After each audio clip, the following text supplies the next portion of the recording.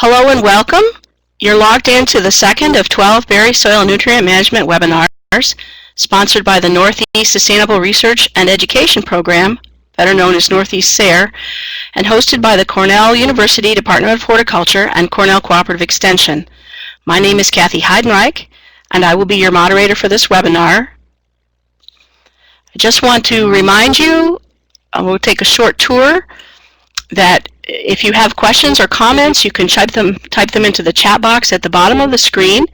Push the little bubble to enter those, and we'll be sending those on to the presenter.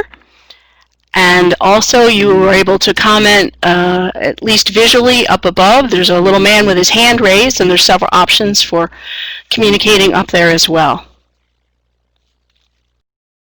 I want to point out to you that we have added some materials from Ms. Janet Fallon, our speaker today, in the files download box in the bottom right-hand corner. You'll see a 2.4 sampling PDF that's for soil sampling, and you're welcome to download that and have that. Also, we've added over in the bottom left-hand corner in the web links box, Agro-One Soils Lab. That's the lab that Janet is with, and that will take you to their website.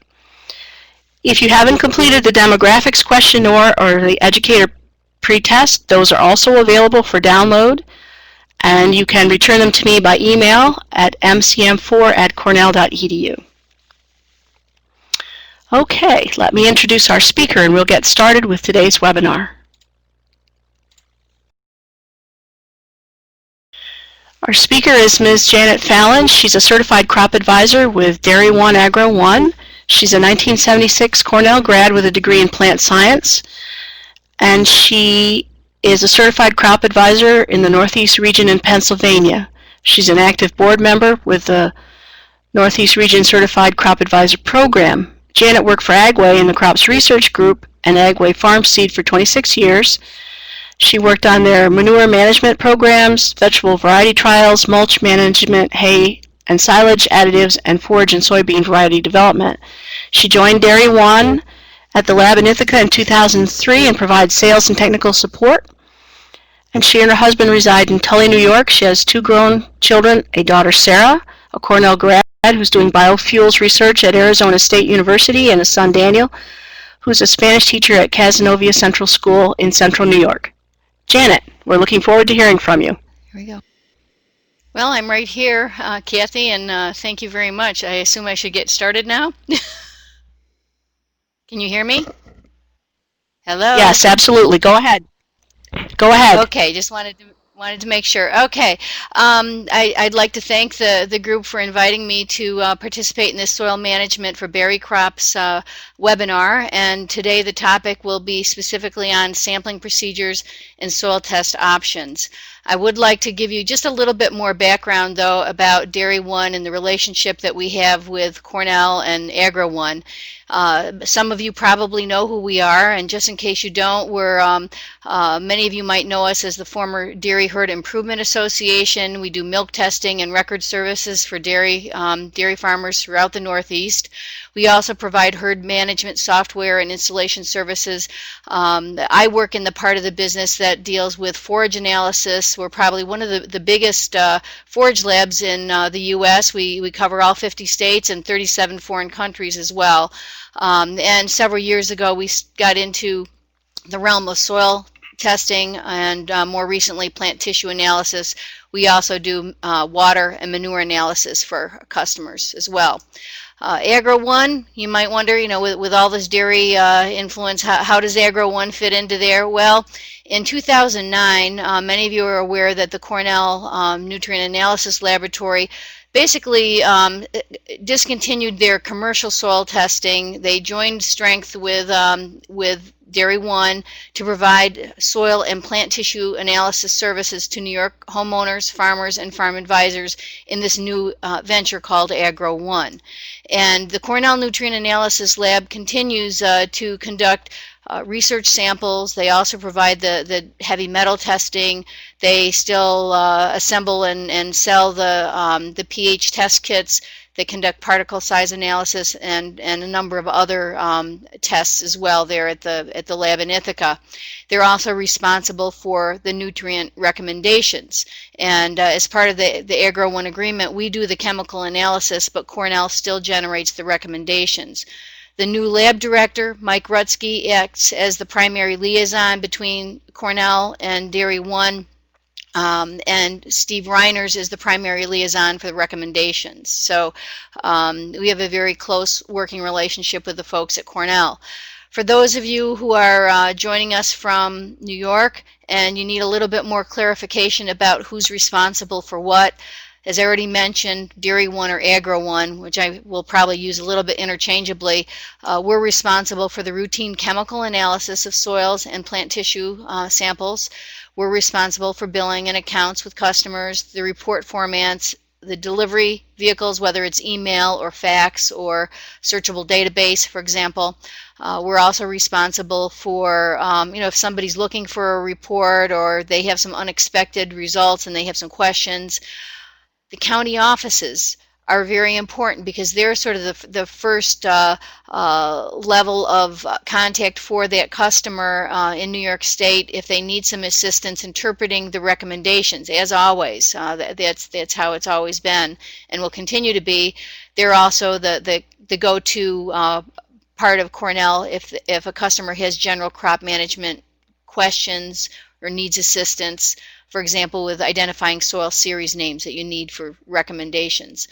The CNAL, or the Cornell lab, they're responsible for overall soil testing and plant tissue testing procedures, general questions or comments about the nutrient guidelines, any of the specialized tests like heavy metals, and also for providing access to the commodity experts if the county offices need additional assistance.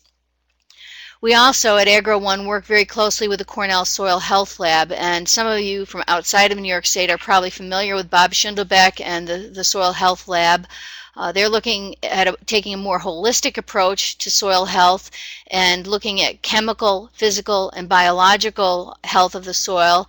And as you probably know, we're doing the chemical analysis, but Cornell will be doing the physical and biological evaluations. And this list on this page shows many of the components that Cornell is looking at in physical and biological health.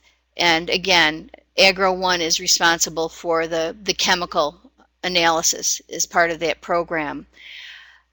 I'm guessing that most of you, if you're working with berry crops here in the Northeast or in the U.S., you certainly understand the importance of soil testing. So I apologize if a lot of this is a repeat, but for those of you who maybe aren't as familiar with soil testing, I just want to review, as they asked me to review some of the important parts of soil sampling and soil testing. And I think we all know that it's a very important crop management tool. You really have to have that tool to know how much lime and fertilizer to apply to get optimum crop yield and quality, and to avoid costly over or under fertilization of that crop. And it's also important from an environmental perspective as well. And in some of our crop commodities, especially in the dairy end of things, a regular soil testing program is a requirement of many of the nutrient management planning efforts in most states.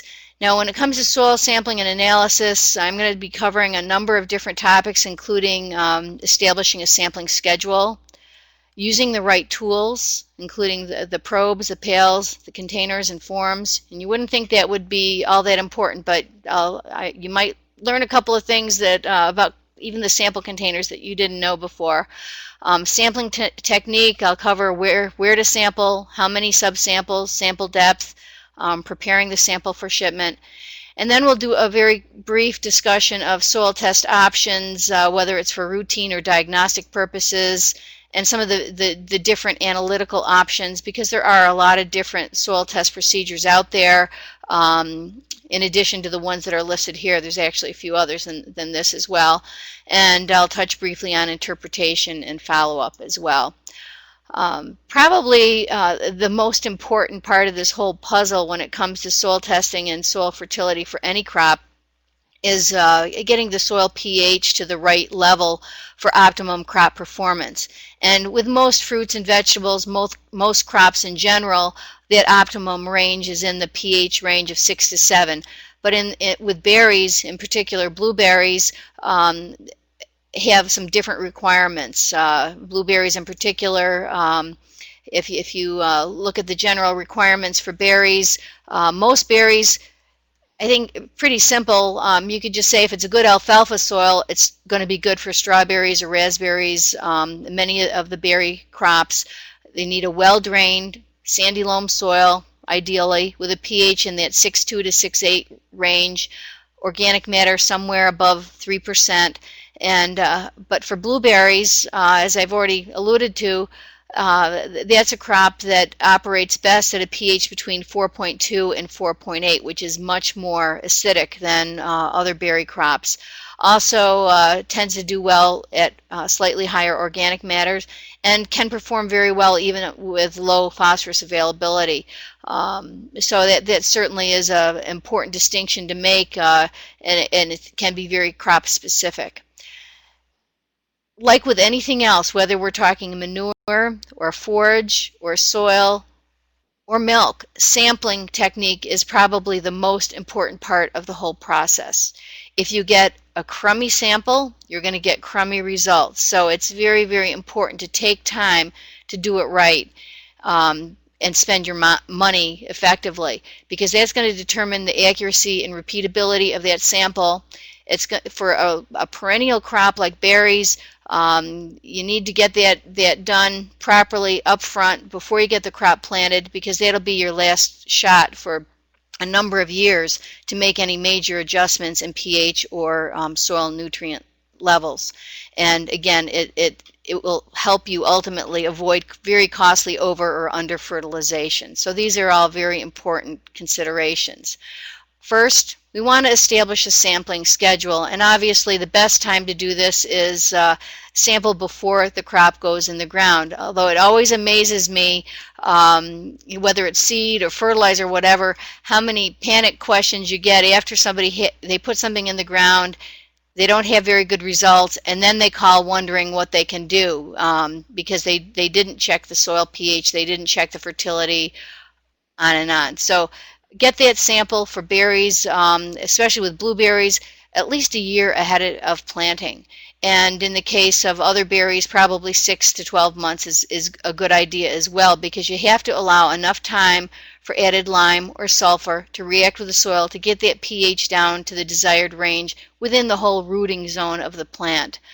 And then after that, typically recommend with perennial crops to be sampling every 2 to 3 years or as needed for troubleshooting. Typically, though, with any kind of fruit, we couple the soil sampling with plant tissue analysis, because we need to know what's in the soil and what's actually getting into the plant. And that's a very useful diagnostic when it comes to determining fertilizer needs for the crop. And it can also be helpful if you're using a cover crop between rows to make sure that you're meeting the needs of that crop as well. And as far as time of the year, I guess I would just say that spring or fall is probably the most logical time of year to sample. Once you pick a time, stick with it so that you're sampling at the same time in the future as well.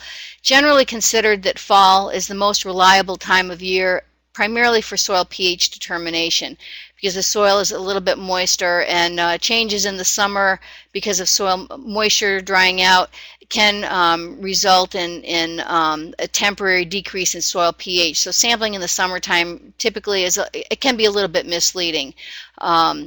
So just make sure that you get that sample in enough time so that you can make the proper adjustments needed to get that pH increased or decreased as the soil test requires. Janet, we have a question. Okay, sure. Janet, sorry, we have a question from Laura. She just received a question about buffered or unbuffered CCE tests, CEC tests for pre-plant soil tests for blueberries. Can you help her make a recommendation? The cation exchange capacity, is that what she's asking about? Yes. Should they indicate they want the buffered or the unbuffered test for pre-plant blueberries? I guess I would have to defer that question to Marvin, because I'm not a fruit specialist per se, and we don't do any we don't provide cation exchange capacity as part of the Cornell packages. The Dairy One, the Melich III packages, you can get a cation exchange capacity. All of the CEC testing currently for the Cornell packages would be done at CNAL, because it is a different procedure than the procedure used with Melich III. So I guess I'll make note of that, and if you can keep track of who asked the question, we can make sure we can get back to her with an answer. Thank you. Okay, sorry I couldn't help you with that. Now back to some of the tools of the trade. Certainly there are a lot of different tools out there for sampling soils, and I wish I could say that there's one tool that's better than another, but sometimes the answer to that is, well, it depends on the soil conditions and the soil types, and you might need, actually, if you're doing a lot of soil sampling, you might want to have several of these in your arsenal of tools, and I will review them real quickly here. Typically, we would suggest that you use a stainless steel probe or a stainless steel auger for best results. If you're using something that's going to get rusty, then that iron contamination can be an issue with some of those homemade probes, especially in high pH areas. And we typically don't see many of those issues here in New York, but in some of the western states, I know iron chlorosis is a problem on crops like soybeans and other crops as well. And iron contamination could give you a false high reading of iron when you actually could be deficient. So that's why using a stainless steel probe is a better idea. And likewise, if you're mixing samples in a bucket out in the field or in the garage, for example, don't use a galvanized pail because that can contaminate the sample with zinc. So it's best to use a clean plastic bucket. And I've already mentioned that there are probes and there's augers. Well, what's the difference?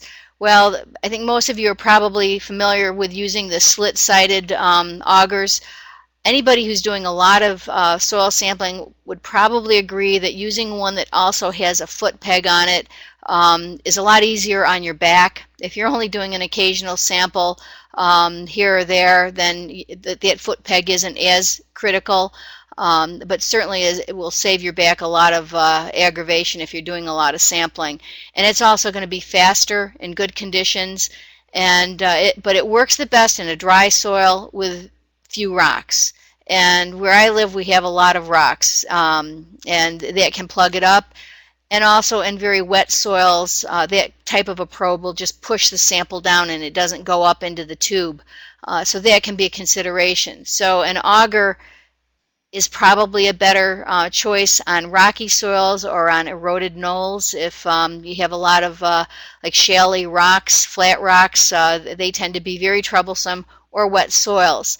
And even with wet soils, you'll have some of the soil sticking to the flights on the auger, but it'll still work.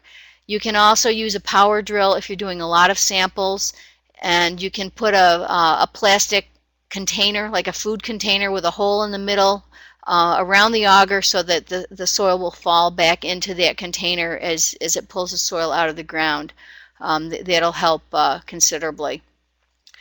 You can use shovels or spades for occasional use or in the home garden, but you need to trim it, so you're just getting like a 1-inch core down the middle. Otherwise, a wedge-shaped sample isn't going to be representative. You're going to get, maybe too much of the upper surface is represented, and it's a lot slower and more difficult to get a good sample, and just not practical in most cases if you're doing a lot of sampling.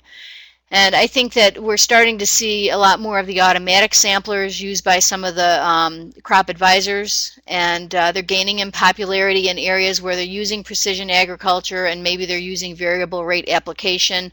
The hand probes are probably still best for shallow samples, but I think that these automatic samplers can be very good in untilled sites and also for deep sampling. They can be very good as well. So we'll probably see more of those out in the field. And something I learned when I was putting this presentation together, I've used PAM or silicone sprays on our forage probe on the outside of the probe to make it easier to get that probe in and out of a bale of hay or a bunk silo. But you can also use them in soil test probes on the inside, on the outside of the probe, so that you can prevent plugging.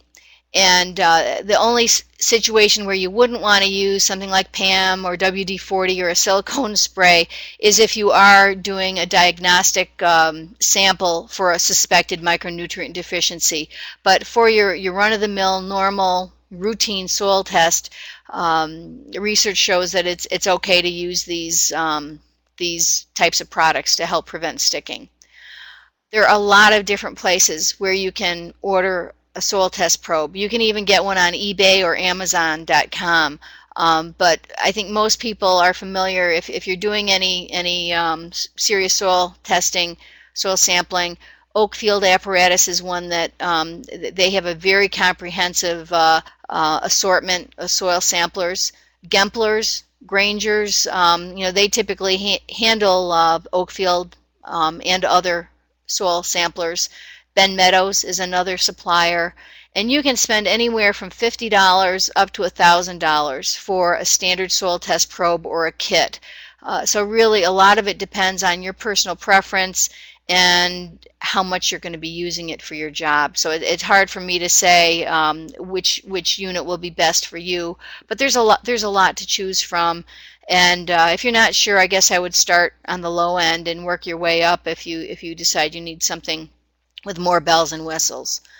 Now, when we get down to actual sampling strategies, I think just common sense would tell you that the more subsamples you take, the better. And typically we recommend taking samples in a somewhat random zigzag pattern in each management area. If your berry, the area that you're planting is less than 2 acres, probably 8 to 10 subsamples in that 2-acre area would be sufficient. But if you're larger than 2 acres, I would suggest 10 to 20 subsamples. And more subsamples is always going to be better. And with some crops, usually in larger fields, some consultants are doing grid sampling for this precision agriculture and using those automatic samplers, but it can be very expensive when it's done properly. Ideally, you'd get 1 sample per acre. Realistically, I think most people are doing maybe 1 sample for every 4 to 5 acres. And then also, you might be doing a directed sampling based on the topography of the field. In this picture, you can see an eroded spot up on the top left of the figure, or a low spot down on the bottom right. You might want to take separate samples from the main area compared to an eroded spot or a low spot. Or if you're troubleshooting, you'll be taking a targeted sample from the bad area and a targeted sample from a good area, just to help you further pin down where the problem might be. And along those lines, with directed sampling, you want to avoid unusual areas. Avoid the dead furrows, farm lanes, old hedgerows, old manure piles, wet areas, severely eroded areas, unless you're going to sample them separately. And as I mentioned before, take separate samples from areas that vary greatly in either the slope or texture or crop history. And of course, just like with forage sampling, you want to sample each lot of hay differently.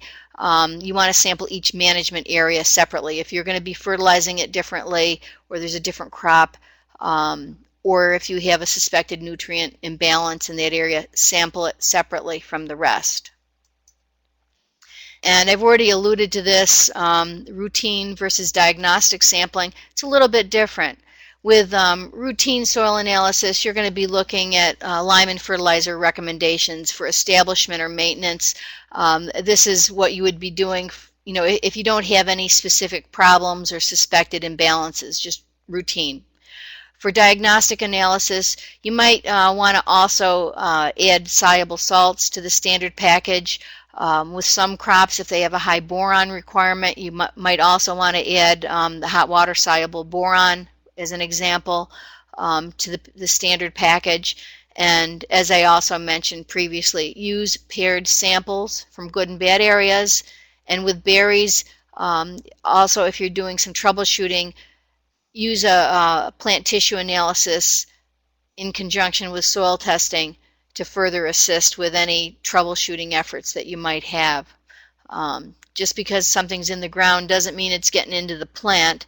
And that also is where the soil health evaluations can be very helpful, because that's looking at compaction and also biological issues and many other physical characteristics of a soil that might impact the ability of the plant to actually take up the nutrients, even if they are there.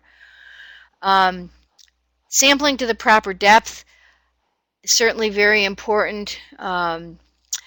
Marvin Pritz said that, with most berry crops, surface to 8-inch depth is adequate, because the rooting depth of most berries would be in that area, that 0 to 8 inches. Get that ahead of planting so that you can plow down and incorporate needed lime, sulfur, or nutrients. And same thing for established stands. Sample down to that 8-inch depth, but use it along with this plant tissue analysis. Now, Marvin did mention that if you had a suspected problem and you needed to get a deeper sample, you just need to specify on the sample information sheet that, let's say, you're sampling it at 8 to 16-inch depth.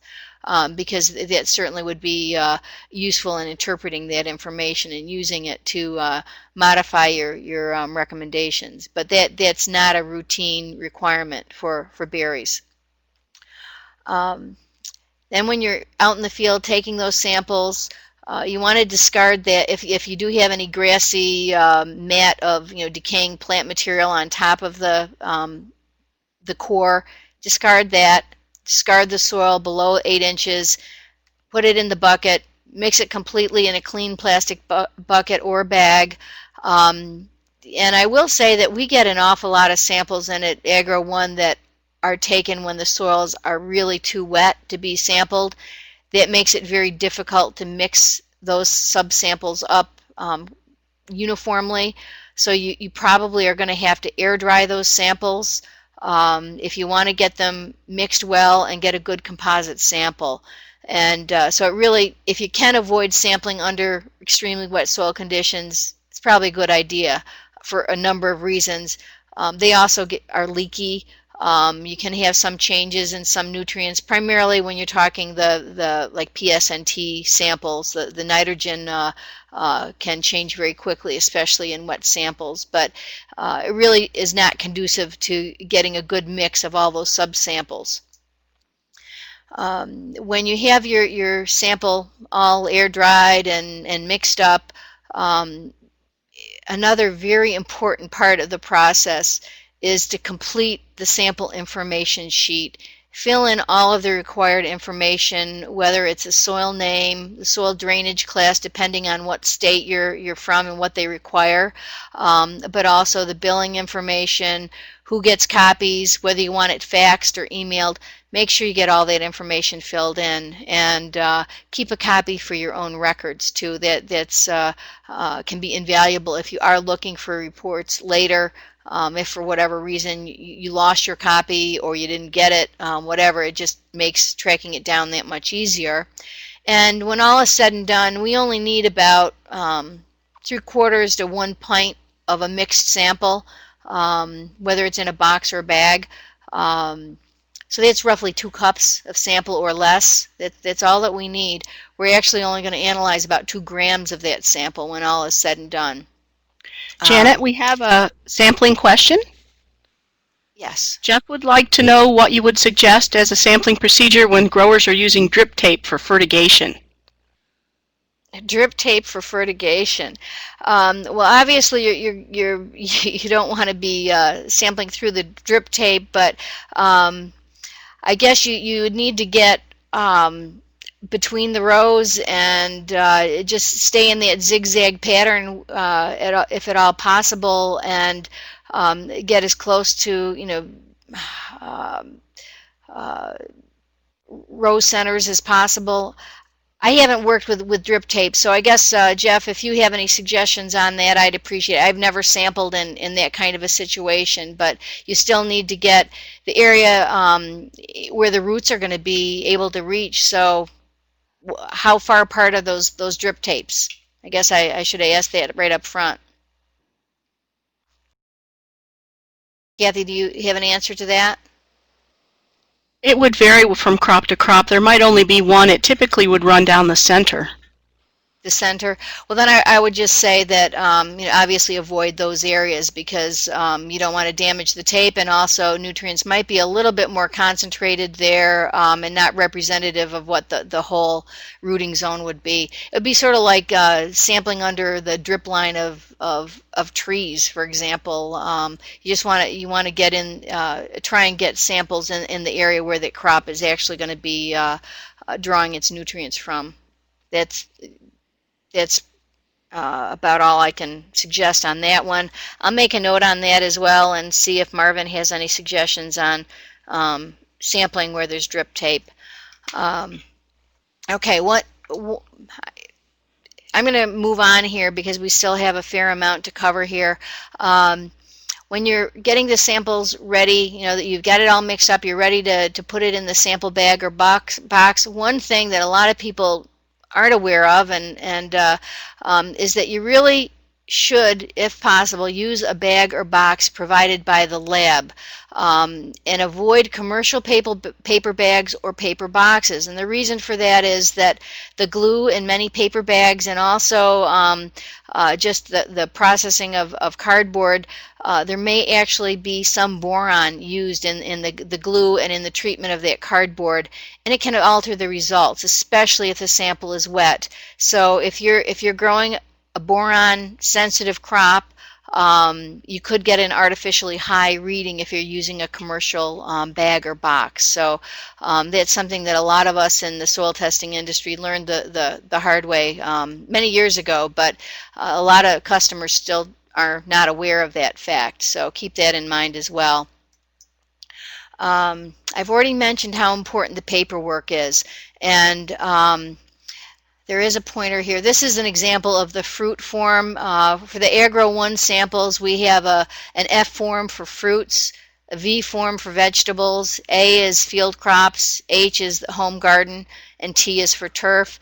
On all of these except for homeowner, there is, I'm trying to get an arrow here. If you look at the middle where it says soil information or soil name, if you want to get recommendations in New York, you have, there's that arrow. How do I move it?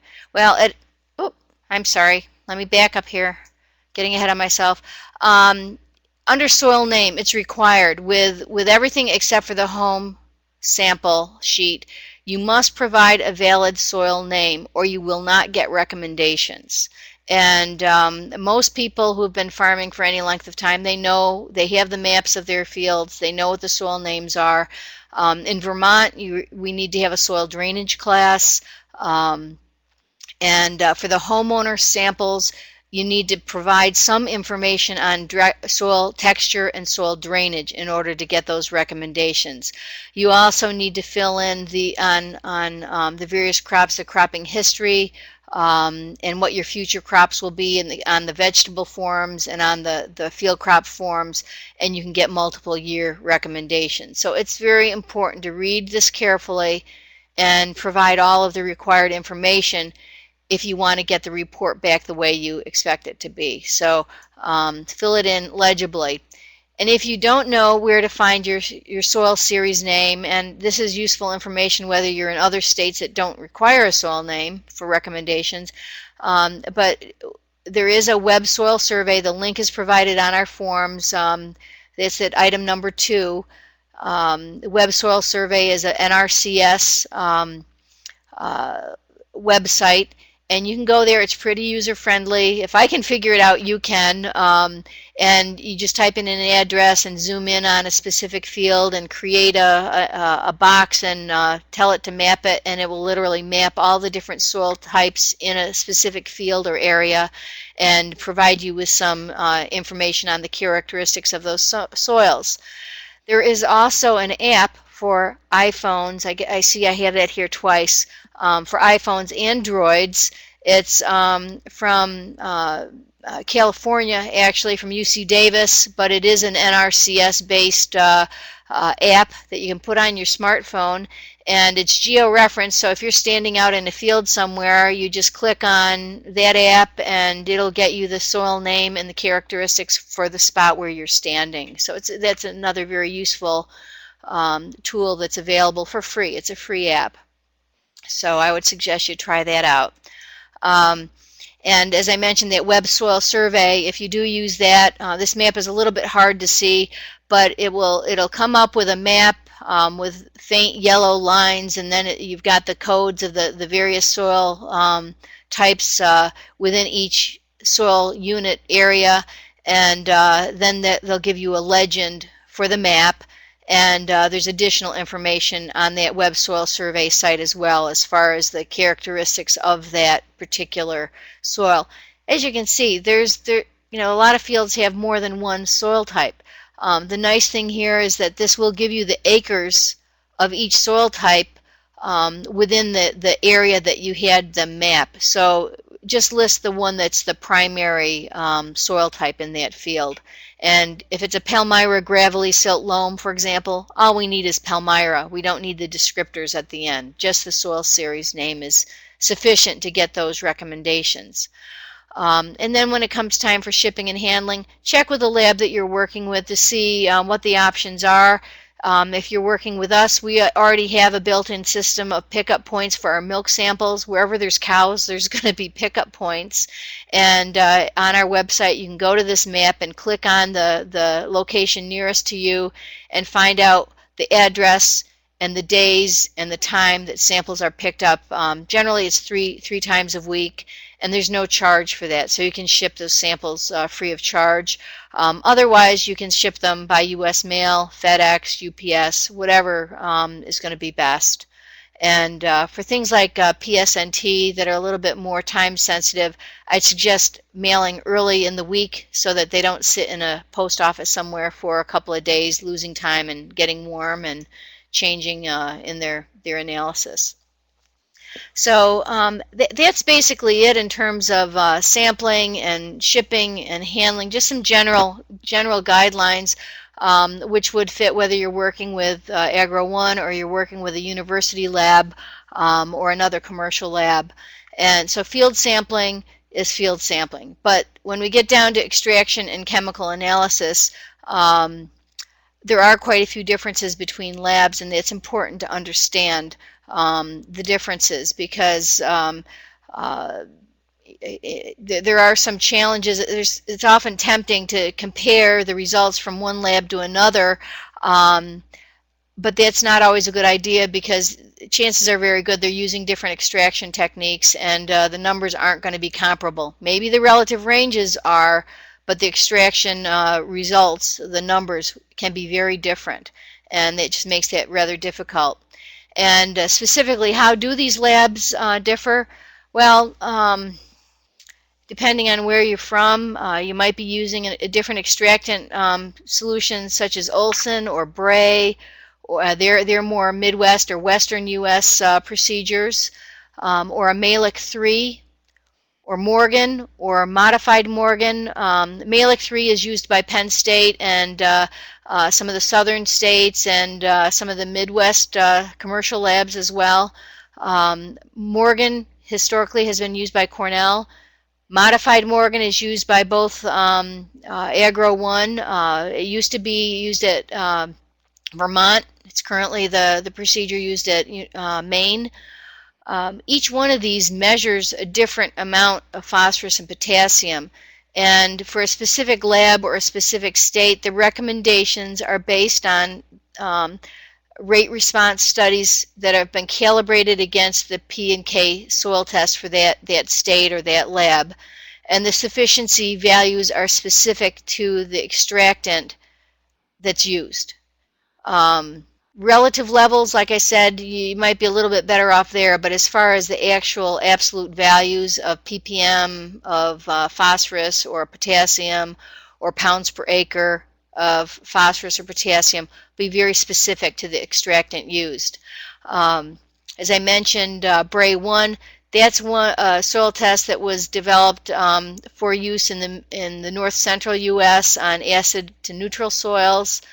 Melich III works on a broad range of soils. It's used by a lot of commercial soil testing labs. Dairy-1 has a Melich III package. Olson is a test that was developed for use on alkaline soils, mostly out in the western U.S. Morgan, which is also available through Dairy-1 or Agro-One, was developed for acid soils here in the Northeast. And the modified Morgan is just a modification that provides improved micronutrient extraction. The difference between those two is a Morgan uses a sodium acetate extraction, and the modified Morgan uses ammonium acetate. And I'll explain a little bit more about that in a few moments. Then once you get your soil test results, typically you'll see different, you might have bar graphs that show the relative levels and on the soil test, and they're basically calibrated, soil test levels on one axis versus relative yield on the other axis. And quite simply, it's an index of availability and crop response. So if you're in that very low to low range on a soil test, it's very likely that you're going to, your crop will respond to added inputs of lime and fertilizer.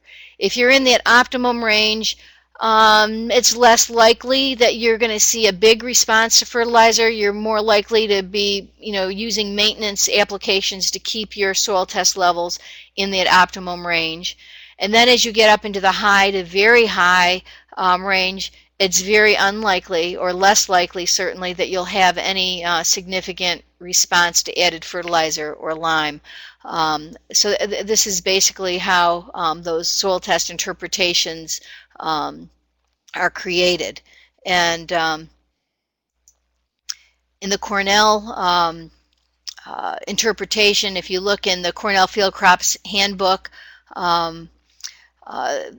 it goes into a little bit more detail here, but basically the same thing, from very low nutrient level or pH is sufficiently low that you really do need extra inputs of lime or fertilizer, all the way up to excess, where very unlikely to have any benefit, but it is very likely to cause it to increase the likelihood of pollution. So they're both very important to understand those ranges.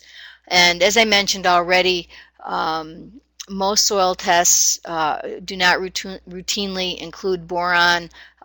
Boron can be very important for some of the fruits, so you want to keep that in mind as well. And there are different tests, but what we're using is a hot water boron analysis, which is the preferred procedure by Cornell, and it would be consistent with these relative ranges that you find in some of the Cornell literature. And some of the analysis options specifically for Agro-One, just as an example, you might need to study these a little bit, because it would be easy to select the wrong service. And you want to make sure, if you want to get Cornell recommendations, that you select the Agro-One services with Cornell guidelines. As I mentioned before, the field crops are using a Morgan analysis. Everything else will be modified Morgan: fruit, vegetable, turf, home lawn, and garden. The out-of-state soil health samples will also be run modified Morgan. And actually right now, in the arena of fruit, if you want to get recommendations from Agro-One, you really have to use one of the Agro-One services with Cornell guidelines, you'd probably have to go through the soil health option if you're out of state. We currently don't have recommendations programmed in for the Agro-One services with Agro-One guidelines. They're coming, but we don't have those at this time. For the Agro-One services with Agro-One guidelines, we do conduct a Melich III analysis, and it's a little bit more cost effective, the Melich III, than Morgan or modified Morgan. And there's a number of reasons for that. One of which it's much less corrosive, easier test to run, less waste byproducts to dispose of, less labor intensive. So that there are reasons for the price differences. For Pennsylvania, we offer a Melich III. For Maryland, they require a Melich III with fertilizer index value, which is a calculated value. For New York, we can do a Melich III with Morgan equivalent values reported. And for other Northeast states, we run Melich III analysis. We do on occasion get samples from outside of the Northeast, in which case we will run a Melich III with generic recommendations that are maybe not state specific. If we got something from Colorado, we don't have recommendations for Colorado, so they would be more generic Northeast recommendations. So keep that in mind if you wanted to send samples to Dairy One, for example.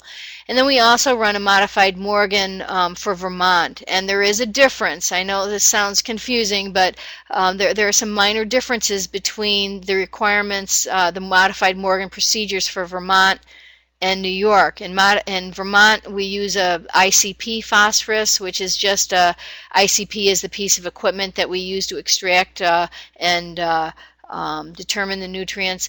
In New York, we use a modified Morgan, but we do a colorimetric phosphorus. Just a minor difference, but it's a different requirement according to the state specifications.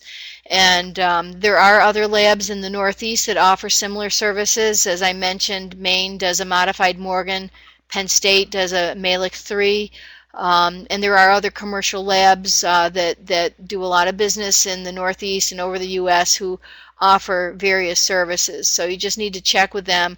But just remember, don't use test results from one lab or a procedure from one lab and compare it with sufficiency ranges from another lab or another procedure. You need to keep that in mind. And just as an example, here in New York and in our services, for example, a Melich III versus a Morgan, you might wonder, well, how different could they be?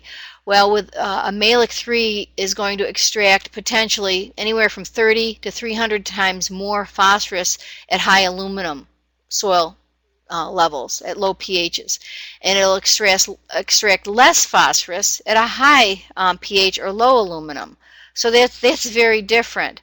And so if you're comparing a Melich III that you did last year with a Morgan that you're doing this year, you could get very different numbers. Modified Morgan versus Morgan, they're pretty comparable overall, but you will see difference on potassium values on some soils. The ammonium acetate in modified Morgan, the ammonium ion is smaller than sodium in the Morgan extractant, and it'll push that potassium that's trapped between clay particles in the illite clay parent material in some New York soils. So it'll push more of that potassium out into the soil solution. So it'll give a higher potassium number than a Morgan extractant would. Otherwise, they're quite comparable. So which lab should you use? Well, I guess you should use a lab that offers procedures and nutrient guidelines that are appropriate for your region and for your soils. Don't use test results from one lab or procedure and sufficiency ranges from another lab or procedure. As I've already explained, that can get you in trouble and get you very confused.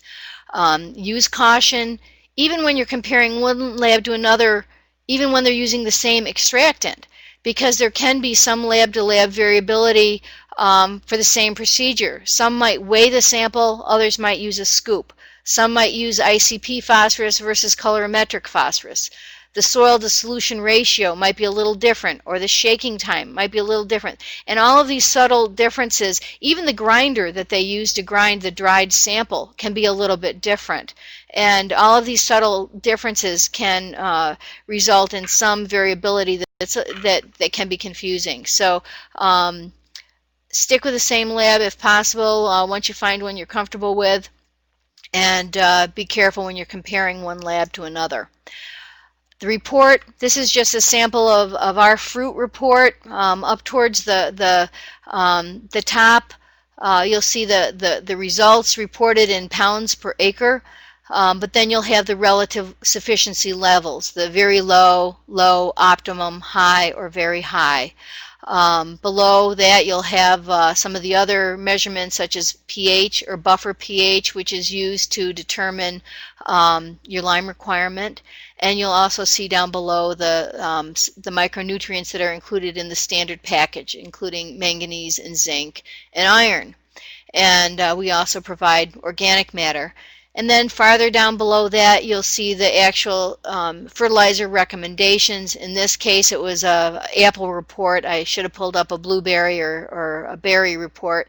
But this will give you the pounds per acre of lime and the pounds per acre of N, P2O5, and K2O that's required to bring that crop or that soil into the appropriate balance. Now, I would say with apples, we do have a surface and subsurface option with apples. And if you do have a paired sample for a surface, which would be 0 to 8, and subsurface, which is 8 to 16, you need to indicate that they're paired samples. And that is used in generating one recommendation based on the paired samples. But that's only true of tree fruits, not berries.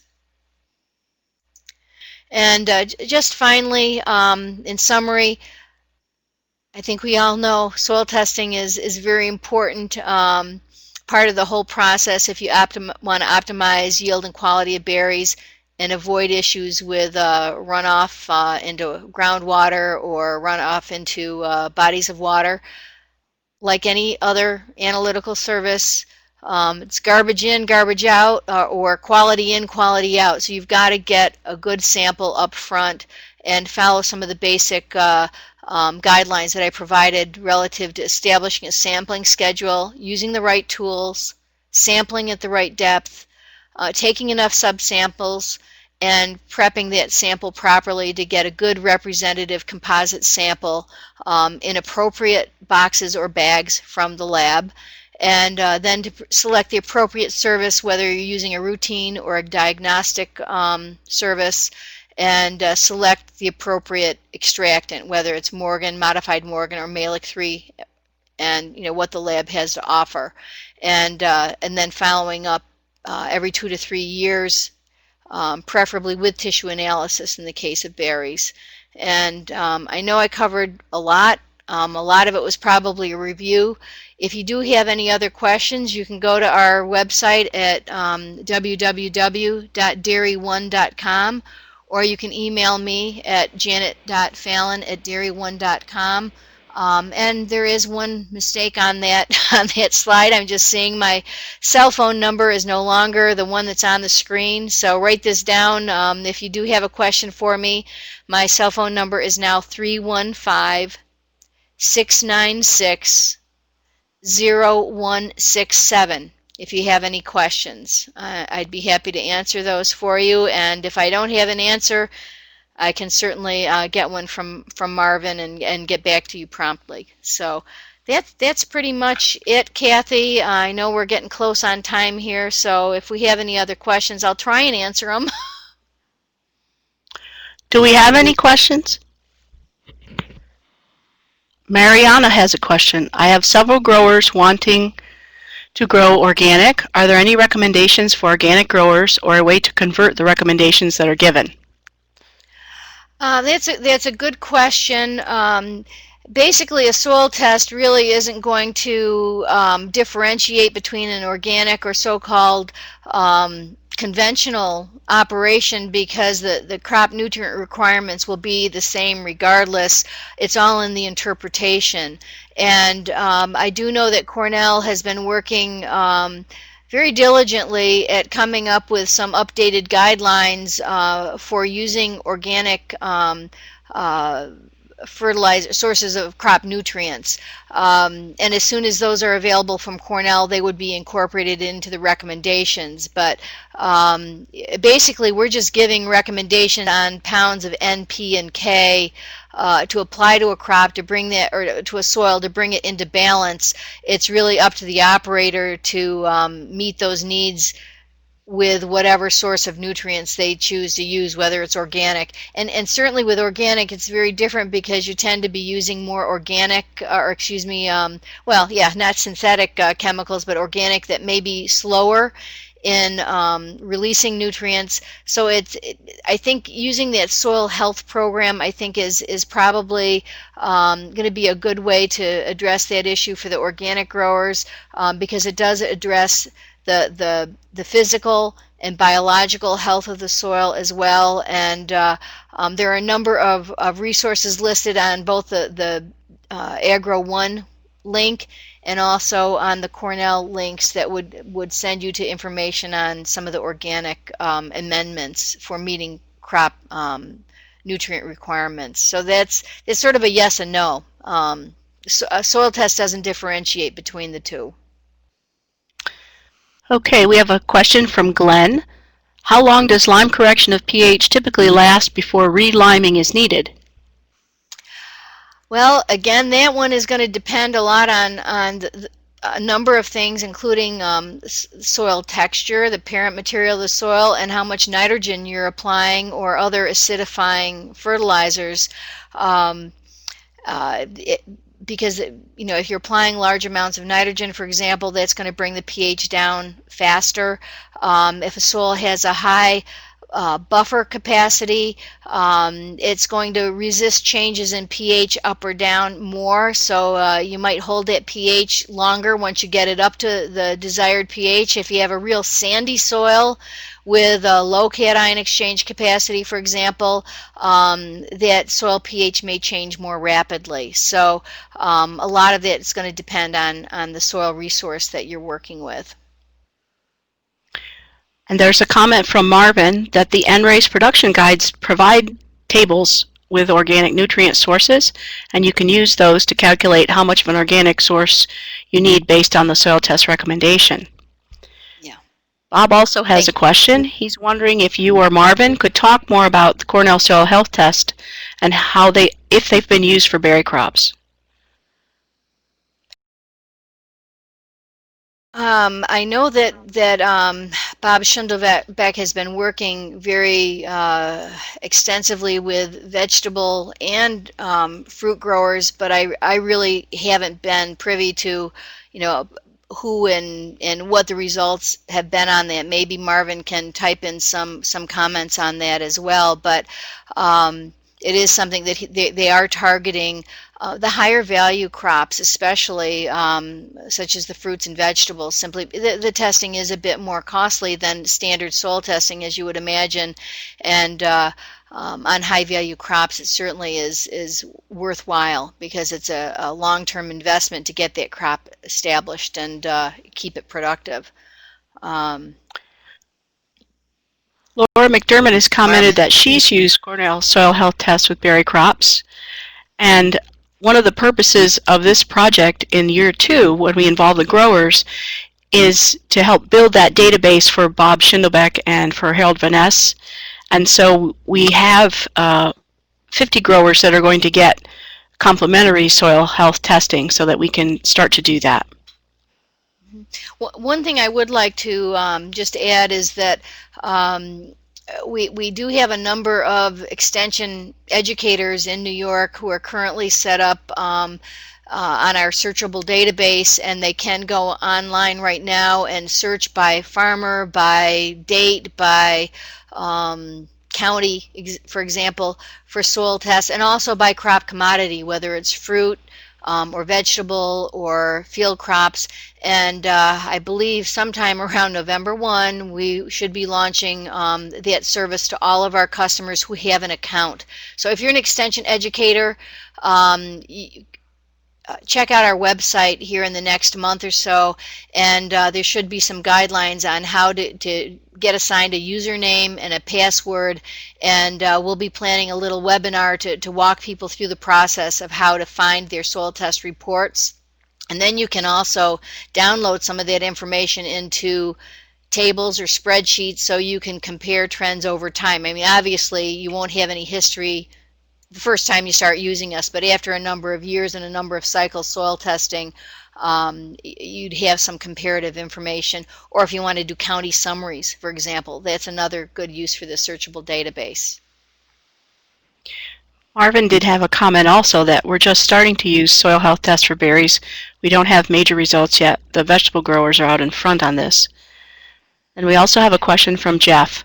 Are there any studies on the intensity of soil sampling and the repeatability of results in small fruit production? I have a feeling that Marvin has an answer to that one too, and I have to believe that there are. I know there's been a lot of work done with grid sampling and intensity of soil sampling and repeatability. I've seen that with field crops. Marvin, I see he's typing frantically here. I would have to guess that that's also been done for berries, but I'm not the person to ask. Sorry. That's okay. While we're waiting for Marvin to type in his comments, we'll go to the exit screen and let's see. So he says the greatest source of variability is in the sampling, not in the testing procedure. Okay, if anyone else has questions, be sure to type them into the chat box. Meanwhile, thank you very much, Janet, for a... Go ahead. Oh, I just wanted to thank you for an excellent webinar, and we really appreciated your input. And I wanted to announce that the next webinar is the 11th of November, and Dr. Marvin Pritz is going to be our speaker. The topic will be interpretation of soil test results prior to planting. Again, if you haven't completed the demographics questionnaire or the educator pretest, you can download those. Janet has provided a PDF file on sampling, which you're welcome to download also. The Agro-One link is on the left, and I just wanted participants to know that upon completion of the webinar series, you will receive a certificate indicating your achievement. Are there any other questions? Well, thank you, everybody. Thanks, Janet.